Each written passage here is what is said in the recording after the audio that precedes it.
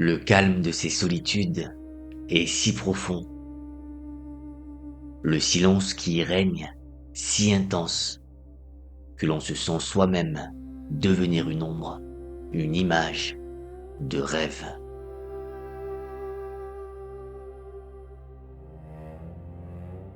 Je veux vous amener loin d'ici, dans un temps où le monde gardait encore ses mystères, un temps où les cartes géographiques portaient encore des taches blanches, territoire de l'inconnu et du sacré. Nous sommes en 1924. Imaginez le toit du monde, ces Himalayas qui déchirent le ciel, dressés comme des gardiens de pierre et de glace. Au pied de ces murailles, regardez bien. Ce n'est pas une armée qui s'avance. Ce n'est pas une expédition d'hommes fiers, armés de fusils et de certitudes. Non, c'est une silhouette solitaire, courbée sous le vent. C'est une femme, elle a 56 ans. Elle se nomme Alexandra. Dans une autre vie, elle était une érudite, une Parisienne.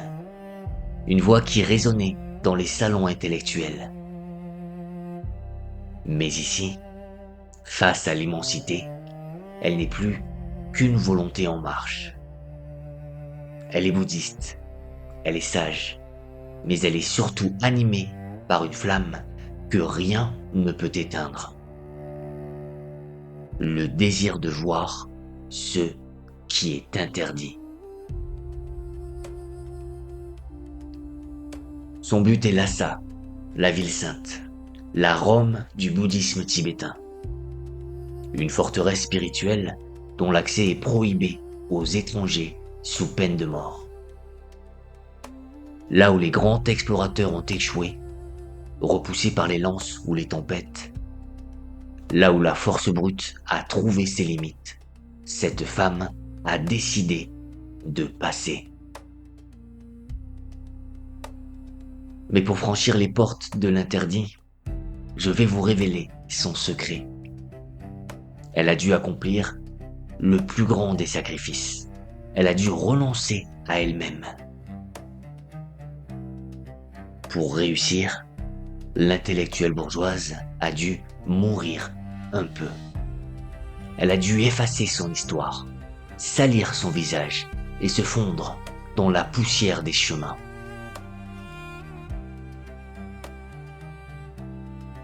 Ce que je m'apprête à vous raconter n'est pas simplement le récit d'une marche à travers les montagnes.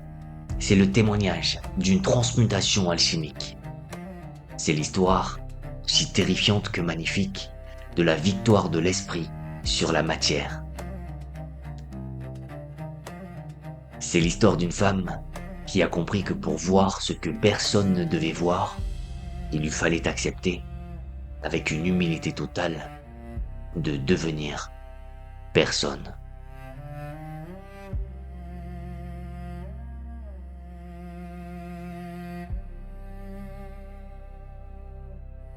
Je vous parle maintenant d'un art subtil, un art que nous avons souvent oublié dans notre quête de reconnaissance, l'art de disparaître pour mieux exister.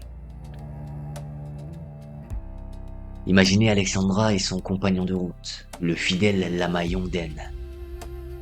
Pour toucher le cœur sacré du Tibet, ils comprennent qu'ils ne peuvent arriver en conquérant. Ils doivent devenir moins que rien aux yeux du monde. Ils doivent devenir des Arjompas, des pèlerins mendiants, ces êtres que l'on croise sans voir, ces ombres qui longent les chemins de pierre. Voyez la métamorphose s'opérer. Ce n'est pas seulement un changement de vêtements, c'est un effacement de l'ego. Pour protéger son rêve, Alexandra choisit la saleté comme on choisirait une armure de lumière. Elle enduit son visage d'un mélange de suie de marmite et de graisse, masquant la finesse de ses traits sous un masque de crasse. Ses cheveux, elle les teint à l'encre de Chine, les ébouriffant, pour qu'il ressemble à de la paille séchée par les vents mauvais. La Parisienne érudite n'est plus.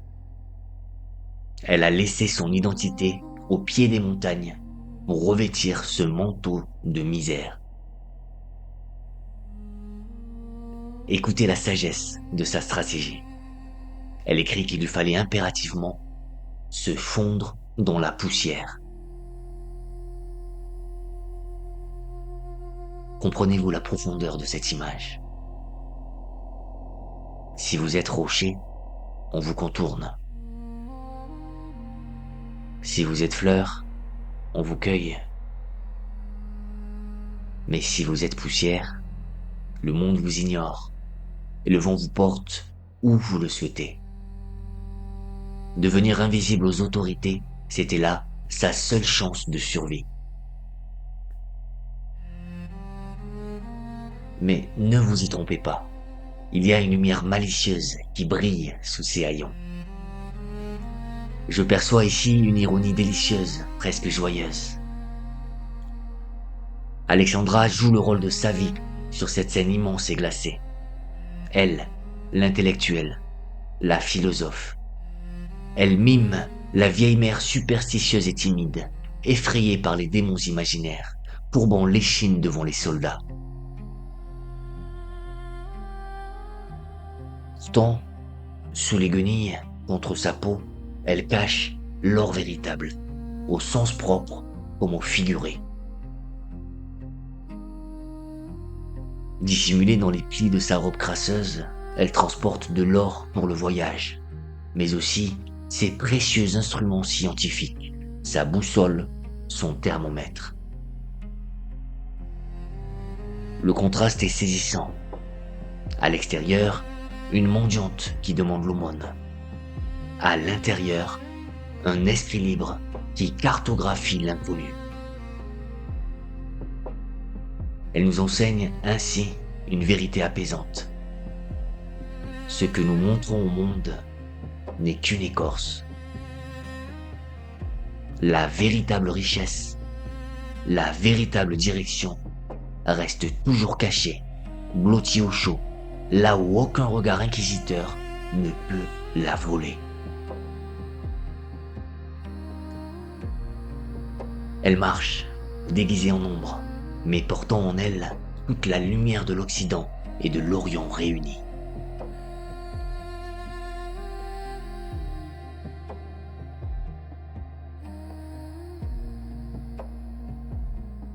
Je vous invite à présent à quitter le théâtre des hommes pour entrer dans la cathédrale du silence. Laissez derrière vous les ruses et les déguisements, car la haute montagne ne se laisse pas tromper. Elle ne reconnaît qu'une seule loi, celle de la vérité nue. Suivez-moi dans ce désert blanc, là où la terre touche le ciel, à 5000 mètres d'altitude. Ici, l'air se fait rare, précieux comme un souffle divin. Et le froid n'est pas simplement une température, c'est une présence. Il est un monstre invisible qui cherche à s'insinuer sous la peau, à glacer le sang. Imaginez la souffrance de la chair, non pas comme une punition, mais comme un dépouillement.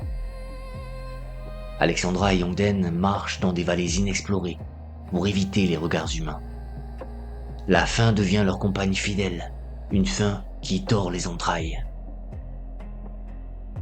Lorsqu'il n'y a plus rien, ils en viennent à faire bouillir des morceaux de cuir, des semelles de bottes, pour en tirer un maigre bouillon.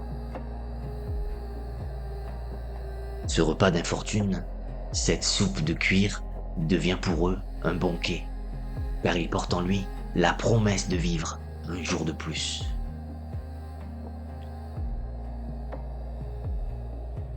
Il est une nuit sainte entre toutes, dont je dois vous parler. La nuit de Noël. Alors que le monde en bas célèbre la naissance de la lumière autour de foyers chaleureux, Alexandra est perdue dans la fureur d'une tempête. Le vent hurle, effaçant le sentier. effaçant l'espoir. Ils n'ont ni tente, ni abri. Ils sont seuls dans l'immensité glacée. Voyez cette femme tenter d'allumer un feu avec des mains engourdies, utilisant des pans de vêtements mouillés, luttant contre un silex qui refuse l'étincelle. Tout semble perdu. La nature semble avoir gagné. C'est alors qu'elle puise en elle une ressource que nous avons oubliée. Elle ne cherche plus la chaleur au dehors, mais au dedans. Elle pratique le Tummo, ce yoga mystique de la chaleur intérieure. Imaginez-la, immobile dans la tempête, visualisant un brasier dans son propre cœur, une flamme spirituelle si intense qu'elle parvient à sécher les draps mouillés sur son propre corps. Elle devient, par la seule force de son esprit, un foyer vivant au milieu des glaces. Pourquoi endurer cela, me demanderez-vous? Pourquoi marcher quand chaque pas est une douleur? C'est parce que ces lieux possèdent une grâce terrible. Comme l'écrivait Alexandra David-Néel, le paysage était d'une beauté sauvage et terrifiante, une beauté qui tue.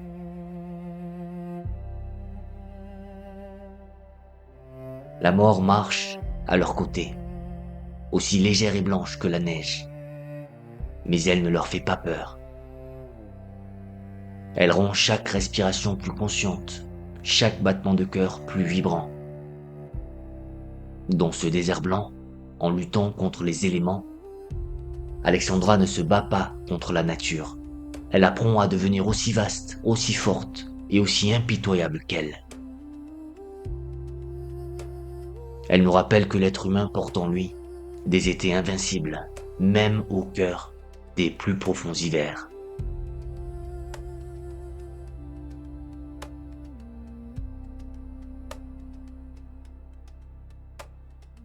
Je vous ai parlé du vent qui mord la chair, mais il est une morsure plus redoutable encore, celle du regard humain. Descendons ensemble des hauts sommets pour retrouver les vallées habitées. Ici, le danger change de visage. Il ne porte plus le masque blanc de la neige, mais les traits sombres de la suspicion. Dans cette partie du voyage, la lutte n'est plus contre le ciel, mais contre l'homme. Imaginez la peur, non pas comme une panique qui fait trembler les mains, mais comme une pierre froide posée au creux de l'estomac.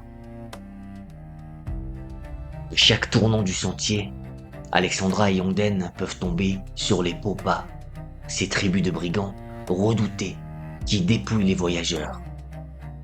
Pire, sur des fonctionnaires tibétains, gardiens zélés de la cité interdite. C'est ici que s'organise une magnifique chorégraphie de l'âme entre la mère et le fils. Voyez comme ils se protègent l'un l'autre. Yongden, le lama, devient le bouclier de parole. C'est lui qui parle les dialectes. C'est lui qui bénit les foules. C'est lui qui détourne l'attention par son autorité spirituelle.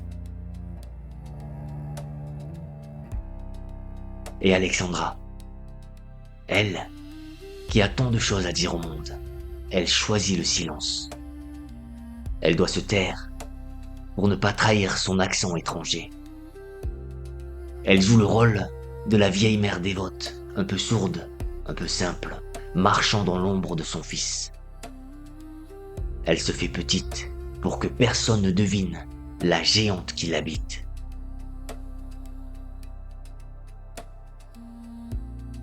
Pourtant, il est un moment où le fil a failli rompre. Je veux vous raconter cet instant où tout aurait pu s'effondrer. Un homme s'approche d'elle. Ce n'est pas un simple paysan, c'est un homme qui a voyagé. Un homme qui prétend avoir déjà vu des Européens. ces êtres aux yeux clairs et aux manières étranges. Il la fixe avec insistance. Il cherche, dans la crasse de son visage, la trace d'une vérité interdite. Le cœur d'Alexandra bat à rompre sa poitrine, mais son visage reste de marbre. Comment échapper à ce regard qui la transperce? Par la ruse, cette forme d'intelligence qui danse avec le danger. Au lieu de fuir ou de se justifier, elle plonge plus profondément dans son rôle. Elle simule une quinte de tout, une confusion de vieille femme, marmonlant des prières inintelligibles, feignant d'être perdue dans un monde que les hommes raisonnables ne comprennent pas. Elle devient si insignifiante, si pitoyable, que l'homme détourne les yeux, convaincu de son erreur. Comprenez-vous la leçon qu'elle nous offre ici? Le plus grand péril n'est pas la montagne qui s'effondre, mais le jugement de l'autre. Chaque rencontre est un duel silencieux. Mais Alexandra nous montre que lorsqu'on se sent menacé, la meilleure défense n'est pas toujours la force. Parfois, pour désarmer l'adversaire, il suffit de laisser son ego de côté et d'accepter d'être, aux yeux du monde, moins que ce que l'on est vraiment. C'est dans cette humilité jouée que réside sa véritable puissance.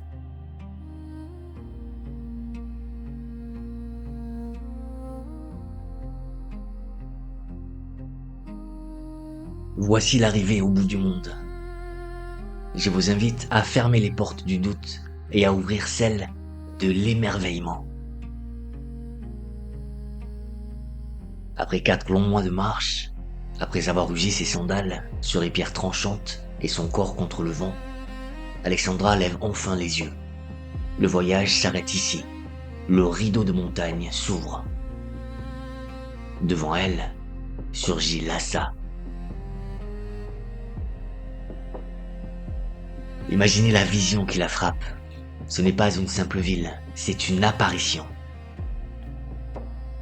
Au sommet de la colline rouge, dominant la vallée comme un roi veille sur son sommeil, se dresse le Potala, le palais du Dalai Lama.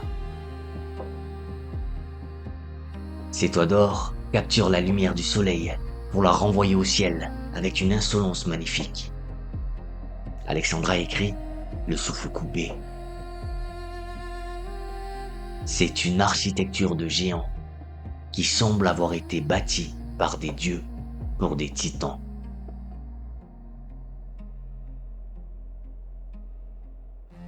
Ressentez-vous ce vertige? Ce moment où l'imaginaire, nourri par des années de rêves, se heurte enfin à la réalité de la pierre.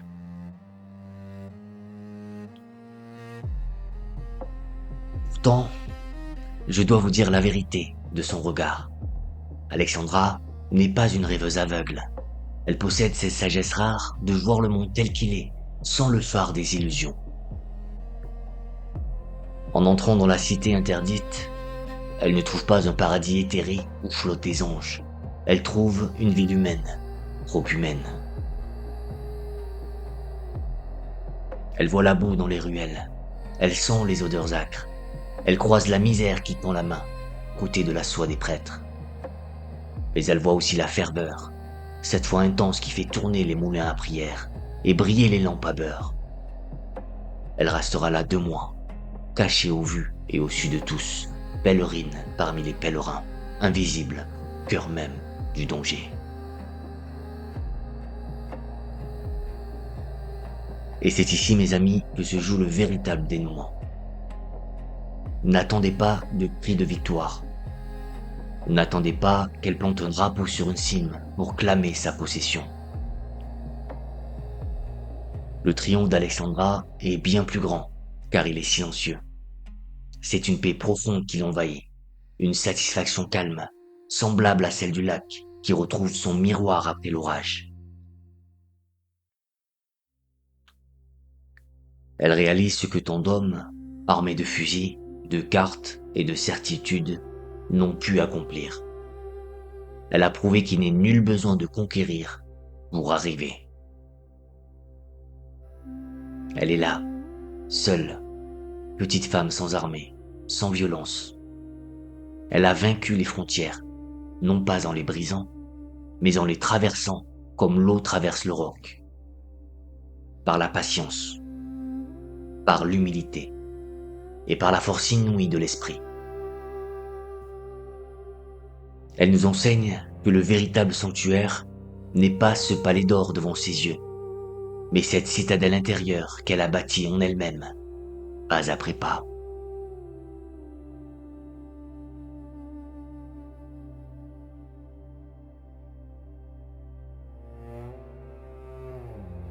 Nous voici arrivés au terme de notre marche sur le seuil du silence.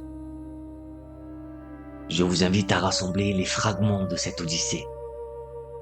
Souvenez-vous du visage noirci de suie, de la morsure du froid sur la chair, de la ruse déployée face aux puissants, et enfin, de cet odeur scintillant sous le soleil interdit. Voyage d'une Parisienne à Lhasa est bien plus que le récit d'une traversée géographique. C'est le chant vibrant du triomphe de la volonté sur l'impossible. C'est la preuve que l'esprit, lorsqu'il est affûté comme une lame, peut trancher les nœuds les plus serrés du destin.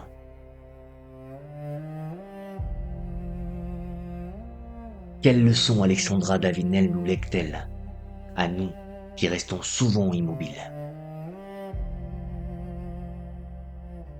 Elle nous murmure, à travers le siècle, une vérité essentielle. La liberté ne se demande pas, elle se prend. Elle ne s'attend pas, comme on attend la pluie sur une terre aride. Elle se construit, pas après pas, souffle après souffle.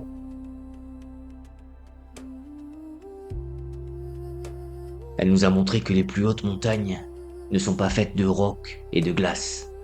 Les véritables frontières, celles qui semblent infranchissables, sont celles que nous dressons dans notre propre esprit.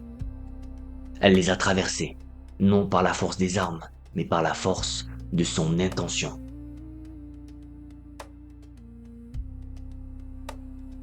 Je vous suggère, avec douceur mais insistance, de ne pas vous contenter de mes mots. Ce récit est un antidote puissant à la résignation de nos vies modernes. Allez vers ce livre, ouvrez-le, car mon récit, aussi sincère soit-il, ne peut capturer l'entière lumière de son âme. Il vous faut lire ces pages pour entendre son rire, pour goûter à son érudition immense, et pour saisir l'humour pétillant qui lui a permis de survivre à l'enfer blanc. C'est une lecture qui redresse l'échine et dilate le cœur.